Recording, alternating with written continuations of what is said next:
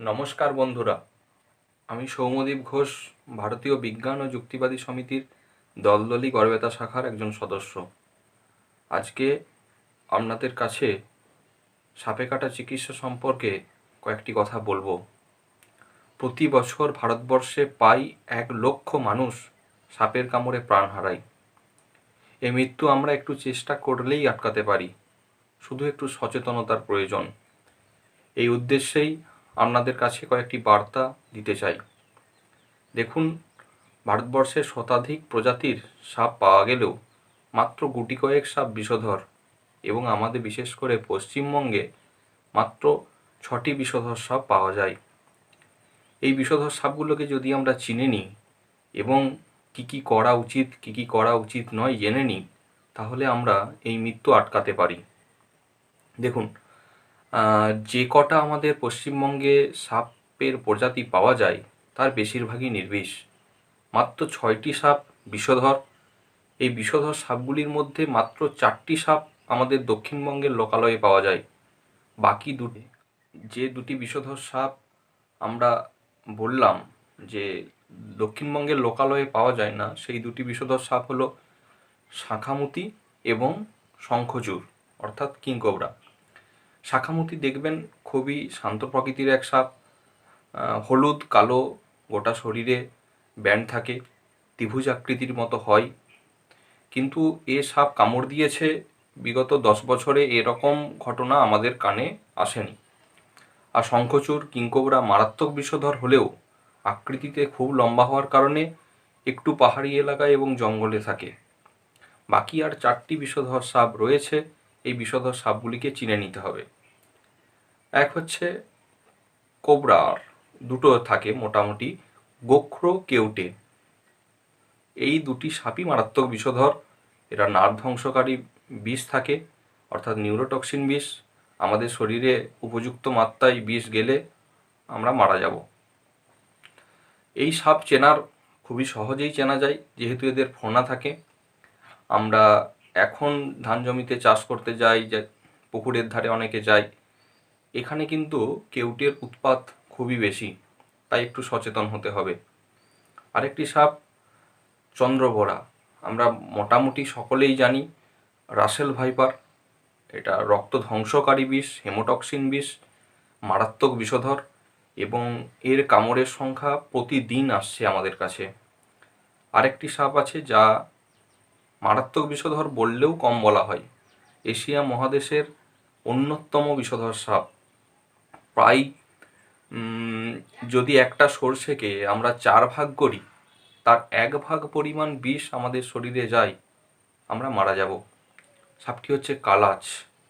আমরাকে বলি ডোমনা চিতি, কেউ বলেন কালচিতি, কেউ বলেন শিওর চাঁদা।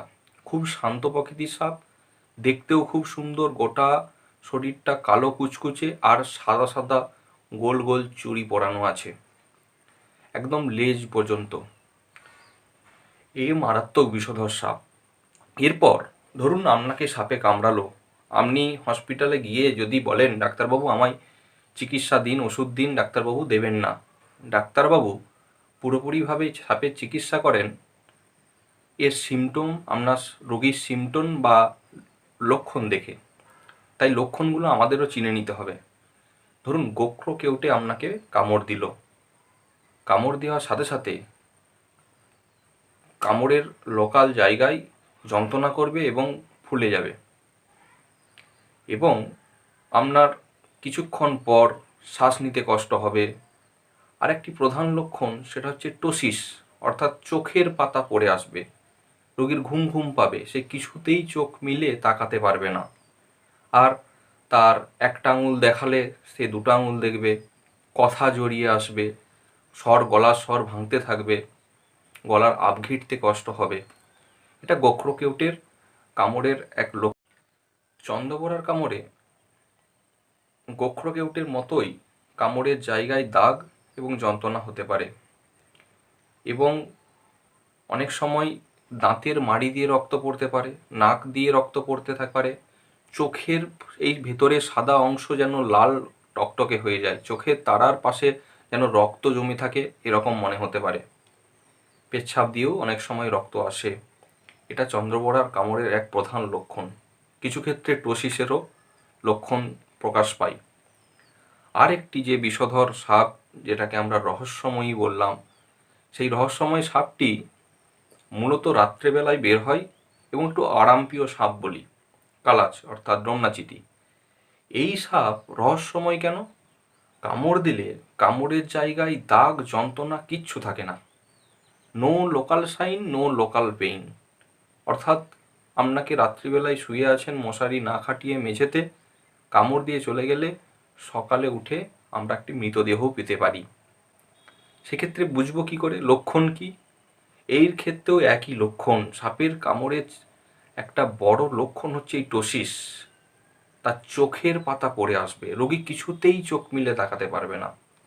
এমনও ঘটনা আমাদের শোনা, রাত্রিবেলায় মেঝেতে মশারি না খাটিয়ে কোনো বাচ্চা শুয়েছে, সকালে ভোরের দিকে উঠেই তার মাকে বলছে, মা আমার তলপেটে যন্ত্রণা করছে, আমার ঘাড়ে যন্ত্রণা করছে, পিঠের দিকে যন্ত্রণা করছে, এই গাঁটে গাঁটে ব্যথা হচ্ছে। তার মা ভাবে হয়তো তার গ্যাস হয়েছে, গ্যাসের ওষুধ খেতে বলে, সেই বাচ্চা মেয়েটি মারা যায়। এরকম ঘটনা আমাদের কাছে আছে। কালাচের কামড়ের একটা প্রধান লক্ষণ যেমন টোসিস, তার সাথে সাথে তার তলপেটে ব্যথা শুরু করে, তার গলার আপ ঘিঁটতে কষ্ট হয়, গাঁটে গাঁটে ব্যথা থাকে, এটা লক্ষ্য করা যায়। এই লক্ষণগুলি দেখেই ডাক্তারবাবু চিকিৎসা করবেন। বাদ বাকি যত সাপ পাওয়া যায়, হেলে, মেটেলি, ঘরচিতি, বেশিরভাগ সাপই নির্বিষ, সম্পূর্ণ নির্বিষ। কিছু ক্ষেত্রে ক্ষীণবিষ থাকে, যেমন ক্লাউডোগা। এই সাপ কামড় দিলেও আমাদের সেরকম কিছু ক্ষতি করতে পারে না। তাই এগুলো নিয়ে আমাদের চিন্তার বিষয় নয়। চিন্তার কারণ মূলত এই 4টি বিষধর সাপ। ধরুন সাপ থাকবে, সাপ আপনার লোকালয়েই রয়েছে, কামড় দেবে, তো আপনি কি করবেন? প্রথমে কি করবেন না, কামড় দেওয়ার সাথে সাথে রোগীকে ভয় পাইয়ে দেবেন না। রোগীকে আশ্বাস দিন যে তোমার কিছু হয়নি, তুমি দ্রুত হসপিটাল চলো, সুস্থ হয়ে যাবে। রোগীকে সব সময় একটু সাহস দিন। এই সাহস দেওয়াটা খুবই জরুরি। আর পাশাপাশি কি করবেন না, অনেক সময় আমরা পুরনো টুকটাক ঝাড়ফুঁক চেষ্টা করি, হয়তো বেশিরভাগ ক্ষেত্রেই এটা গ্রামেগঞ্জে শুনে থাকি, ব্লেড দিয়ে কামড়ের জায়গাটা চিরে দেয়, দিয়ে রক্ত কিছু বের করে দেওয়ার চেষ্টা করে। এটা কিন্তু মারাত্মক বিপজ্জনক, চন্দ্রকোড়ার ক্ষেত্রে খুবই বিপজ্জনক। এবং অনেক সময় কি হয়, গোটা শরীরে ঘি মাখিয়ে সময় নষ্ট করতে যায়, ওঝা গুনিনের কাছে গিয়ে নানা রকমভাবে ঝাড়ফুঁক করে। এগুলো একদম করবেন না। আপনি যত সময় নষ্ট করবেন, আপনি মৃত্যুর দরজার কাছে তত পা এগিয়ে গেলেন। এটা একদমই করবেন না। এই ওঝা গুনিনের টুকটাক ঝাড়ফুঁক দিয়ে সাপে কাটার চিকিৎসা হয় না, এটা একেবারে জেনে নিন এবং সকলকে জানিয়ে দিন। আর একটা জিনিস করবেন না, আমরা ছোটবেলায় প্রাথমিকভাবে অনেকেই হয়তো জেনেছিলাম যে কামড় দিলে খুব কষে বাঁধন দিয়ে দিন। এটা একটি ভুল পদ্ধতি। আধুনিক চিকিৎসা বিজ্ঞানে এই পদ্ধতি একেবারেই মেনে নেয় না। এইভাবে বাঁধন দিয়ে সাপের বিষ আটকানো যায় না।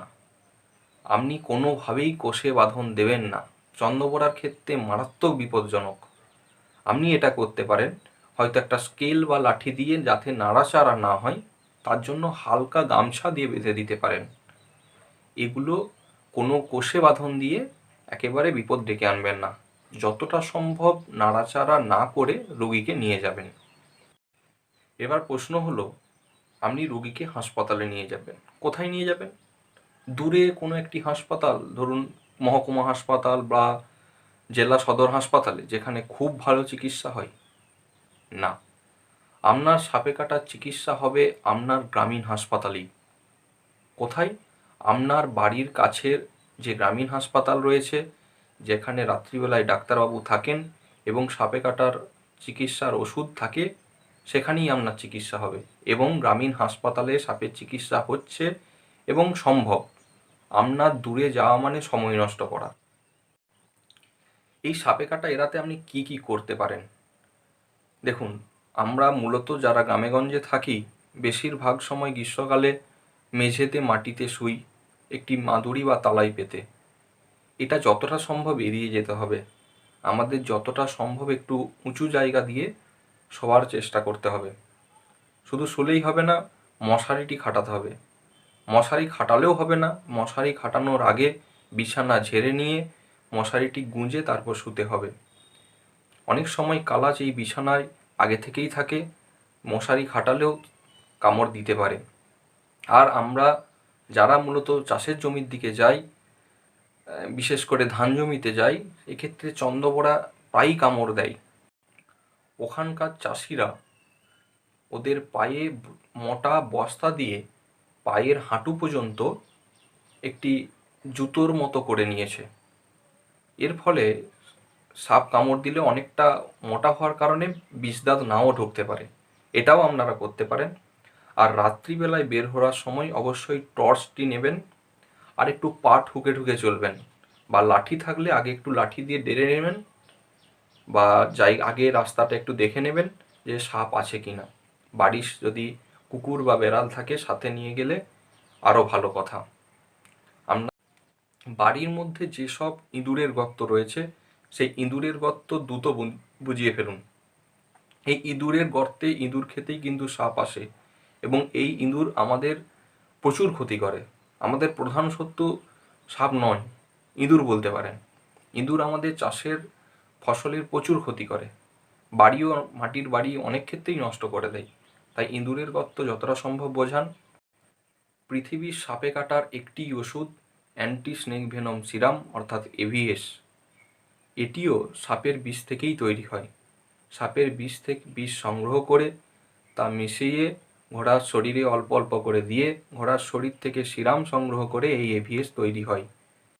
নিউরোটক্সিন বিষের ক্ষেত্রে আরও 2টি ইঞ্জেকশন লাগতে পারে, নিওস্টিকমিন, অ্যাট্রোপিন। এইসব চিকিৎসার বিষয় ডাক্তারবাবুরা সকলেই জানেন। আপনাদের দায়িত্ব হসপিটালে পৌঁছানো যতটা সম্ভব দ্রুত।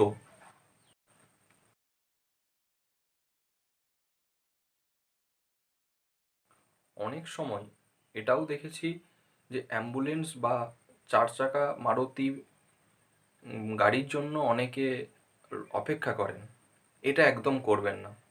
আমরা 3 ইডিয়ট সিনেমা দেখেছি। সেই 3 ইডিয়ট সিনেমায় আমির খান যে চরিত্রে অভিনয় করছিলেন, উনি ওনার বন্ধু রাজুর বাবাকে বাঁচিয়ে দিয়েছিলেন শুধু বাইকে করে হসপিটালে নিয়ে যাওয়ার জন্য। এই অংশটা থেকে আমরা এই শিক্ষাটাও নিতে পারি। এটাকে বাইক অ্যাম্বুলেন্স বলা হয়।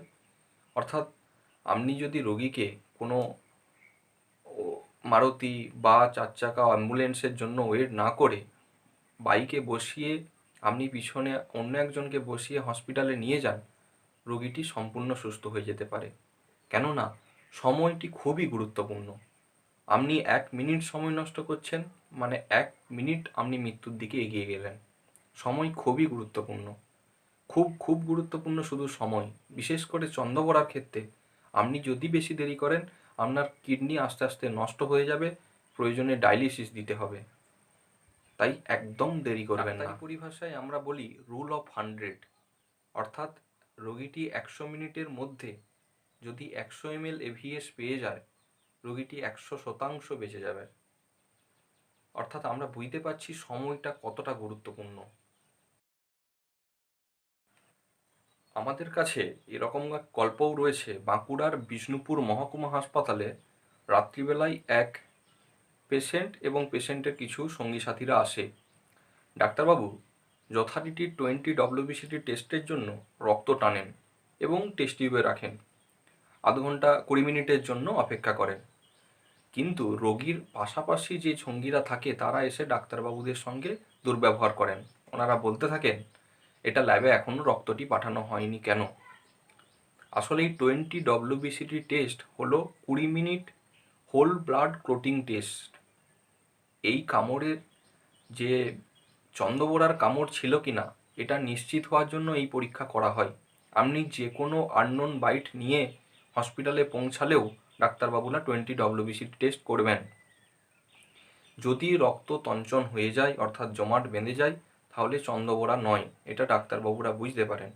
যদি দেখে 20 মিনিটেও রক্ত তঞ্চিত হচ্ছে না, অর্থাৎ রক্ত শক্ত হচ্ছে না, জমাট বাঁধছে না, তখন ডাক্তারবাবু নিশ্চিত এটা চন্দ্রবোড়ার বিষের শরীরের রক্তের মধ্যে ঢুকেছে। তাই আপনাদের হসপিটালে গিয়ে এই গল্পে যেন আর পুনরাবৃত্তি না হন, এই বিষয়ে সচেতন হন। এটার জন্য কোনো ল্যাবে রক্ত পরীক্ষা করতে পাঠানো হয় না। পৃথিবীর সাপে কাটার একটি ওষুধ অ্যান্টি স্নেক ভেনম সিরাম অর্থাৎ এভিএস। এটিও সাপের বিষ থেকেই তৈরি হয়। সাপের বিষ সংগ্রহ করে তা মিশিয়ে ঘোড়ার শরীরে অল্প অল্প করে দিয়ে ঘোড়ার শরীর থেকে সিরাম সংগ্রহ করে এই এভিএস তৈরি হয়। আর একটা অনুরোধ, যদি আপনার এলাকায় কোনো ওঝা গুণিন থাকে আমাদের সাথে যোগাযোগ করিয়ে দিন। হয়তো ওনারাও জানেন না যে এই পুরনো টুকটাক বুজরুকি চিকিৎসার মাধ্যমে সাপের বিষ শরীর থেকে বের করা যায়। আধুনিক চিকিৎসা পদ্ধতিতে এভিএস ছাড়া আর কোনো ওষুধ দিয়ে সাপের কাটা চিকিৎসা রোগীকে ভালো করা যায় না। তাই ওনাদের কাছেও আমরা অনুরোধ জানাবো, এইভাবে মানুষগুলিকে মৃত্যুর মুখে ঠেলে দেবেন না। প্রত্যেক মানুষ যাতে সঠিক চিকিৎসা পায়, বিনা পয়সায় বিনামূল্যে চিকিৎসা পায় সে দাবি তুলুন। উপযুক্ত স্বাস্থ্য পরিকাঠামো যাতে আমরা পেতে পারি তার জন্য আন্দোলন গড়ে তুলুন। এই বুজরুগি ওঝা গুণিনের কারসাজি যতটা সম্ভব আপনারা রুখে দিন। আপনাদের আরও একটা তথ্য দিই, যদি কোনো ব্যক্তি সাপের কামড়ে মারা যান তো জেলা শাসকের দপ্তর থেকে সরকারি মতে 1 লক্ষ টাকা ওনারা পাবেন, যদি বাড়ির আর্থিক অবস্থা একটু ক্ষতিগ্রস্ত হয় বা বলতে গেলে আর্থিক অবস্থা খারাপ হয়, সেক্ষেত্রে ওনারা পেতে পারেন। একটি বিশেষ পদ্ধতি আছে, সেই পদ্ধতি অনুযায়ী এই অর্থ, সরকারি বরাদ্দ অর্থ ওনারা পেতে পারেন। যে কোনো অসুবিধা হলে আমাদের সাথে যোগাযোগ করবেন, আমরা বিষয়টা জানাবো। লোকাল ব্লক ডেভেলপমেন্ট অফিসার যিনি রয়েছেন অর্থাৎ সমষ্টি উন্নয়ন আধিকারিকের কাছে গিয়েও আপনি বিষয়টি জানতে পারেন। শুধু সাপে কাটার ক্ষেত্রে নয়, বজ্রাঘাতে যে কোনো প্রাকৃতিক দুর্যোগে মারা গেলেও এরকম আর্থিক সাহায্য পাওয়া যেতে পারে, এটা আপনারা জেনে যান। আমাদের শ্রদ্ধেয় ডক্টর দয়ালবন্ধু মজুমদার স্যারের কাছ থেকে কিছুদিন আগে আমরা জানতে পারি চন্দ্রবোড়ার কামড়ের ক্ষেত্রে এই এভিএস ততটা কার্যকরী হচ্ছে না, মূলত 2016 সালের পর থেকে। এই কারণটা একটা বিশেষ কারণ রয়েছে, কেননা এই চন্দ্রবোড়ার যে স্যাম্পেল হিসাবে যে চন্দ্রবোড়া সংগ্রহ করা হয় তা তামিলনাড়ুর মহাবলীপুরমের এক সংগঠন থেকে। জিওগ্রাফিক্যাল ডিভিশন চেঞ্জ হওয়ার সাথে সাথে সাপের বিষের প্রকৃতিও চেঞ্জ হচ্ছে। সেক্ষেত্রে তামিলনাড়ুর চন্দ্রবোড়া এবং পশ্চিমবঙ্গের চন্দ্রবোড়ার কিছু ক্ষেত্রে মনে হয় তফাৎ আছে। সেক্ষেত্রে এই একই ওষুধ চন্দ্রবোড়ার ক্ষেত্রে আমাদের এখানে কাজ করছে না। রোগীকে 300 ml এভিএস দিয়েও বাঁচানো যাচ্ছে না, এই ঘটনা এখন প্রায়ই শোনা যাচ্ছে। তাই আপনি সচেতন নাগরিক হিসাবে আমাদের স্বাস্থ্য দপ্তরে জানাতে পারেন, এক আন্দোলন দাঁড় করাতে পারেন যে পশ্চিমবঙ্গে নিজস্ব এভিএস চাই। ফেসবুকে একটি পেজও রয়েছে, পশ্চিমবঙ্গ নিজস্ব এভিএস চাই। মূলত ডক্টর দয়ালবন্ধু মজুমদার স্যারের একক চেষ্টাতেই এটা দাঁড়িয়ে আছে। আপনারা সেখানে যে আপনাদের মতামত জানান, মুখ্যমন্ত্রী থেকে শুরু করে স্বাস্থ্যমন্ত্রী থেকে যতজন আছেন আধিকারিকগণ প্রত্যেককে চিঠি দিতে পারেন। আপনারা আন্দোলনের একটা নামতে পারেন এই বিষয়ে যে পশ্চিমবঙ্গে নিজস্ব এভিএস চাই। এটা কিন্তু অনেক শিক্ষিত মানুষই জানেন না যে আপনি হয়তো হসপিটালে ঠিক সময়ে পৌঁছালেন, তবুও সঠিকভাবে চিকিৎসা পেয়েও আপনি বাঁচলেন না। এর কারণ কিন্তু এই বিষয়টি। আপনারা এই ব্যাপারে সচেতন হন, বন্ধুদের সাথে আলোচনা করুন, সাংগঠনিক উপায়ে যে কোনো উপায়ে এই বিষয়টি মানুষের কাছে তুলে ধরুন।